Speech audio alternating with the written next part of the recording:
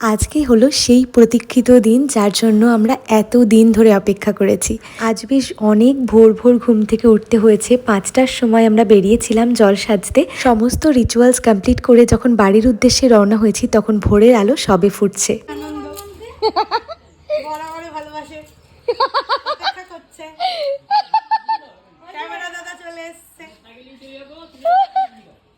এই ছিল আমার দিদিভাইয়ের সিম্পল অ্যান্ড সাটল একটা বৃদ্ধির লুক, যেটা আমি ক্রিয়েট করেছিলাম।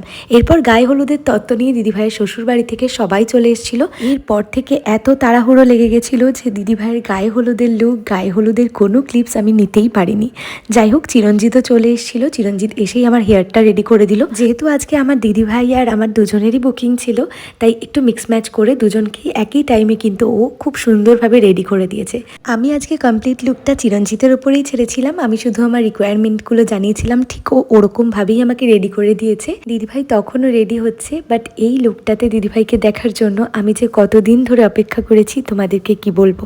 যাই হোক, এরপরে চলে এসেছিল রাহুল। রাহুল তো দিদিভাইকে দেখে জাস্ট অবাক হয়ে গেছিল। আর চিরঞ্জিত এখানে আমাদের দুজনকেই রেডি করে দিয়ে বেরিয়ে যাচ্ছে, কারণ ওর আরও দুটো ব্রাইড রয়েছে। ফাইনালি আমি এই মানুষটাকে পেয়েছি যার সাথে দু একটা ভিডিও ক্লিপস আজকে আমি নিতে পেরেছি। অ্যাকচুয়ালি সায়ন একটু তাড়াতাড়ি রেডি হয়ে নিয়েছিল, কেন কি শানুদাকে এখন আনতে যেতে হবে। বাপি আর সায়ন মিলে আনতে যাবে শানুদাকে। তো আমরাও চলে গেলাম ভেনিউতে। আর এই ছিল এন্ট্রান্সটা, অপূর্ব লাগছিল দেখতে। কিছুক্ষণ পর শানুদাও চলে এসেছিল। আর এখানে চলছে শানুদাকে বরণ পর্ব। প্রথমে বম বরণ করেছিল, তারপর আমার মা। শানুদাকে অনেকটা তাড়াতাড়ি আজকে আসতে হয়েছিল, কেননা আজকে ছিল দিদিভাই আর শানুদার দুজনেরই আশীর্বাদের দিন। আশীর্বাদ হয়ে যাওয়ার পর ওরা বিয়েতে বসবে। আর এই ছিল আমার দিদিভাইয়ের কমপ্লিট লুক। এত মিষ্টি লাগছিল ওকে দেখতে, কি বলবো। দুপুরবেলা তো চিরঞ্জিত চলে এসেছিল বলে কোনো রকমে তাড়াতাড়ি একটুখানি খেয়েছিলাম, তাই ভীষণ খিদে পেয়ে গেছিল। চলে এসেছিলাম স্টার্টার কাউন্টারে। এখান থেকে নিলাম চিকেন পকোড়া আর এক কাপ কফি। বাবি ঘুম থেকে ওঠার পর ওকে রেডি করিয়ে খাইয়ে দাইয়ে তারপর ভেনিউতে নিয়ে এসেছিলাম। এখানে এসে প্রচন্ড ব্যস্ত হয়ে পড়েছিলাম, যেহেতু দিদিভাইয়ের আশীর্বাদ পর্ব কমপ্লিট হওয়ার পর বিয়ের রিচুয়ালস শুরু হচ্ছিল।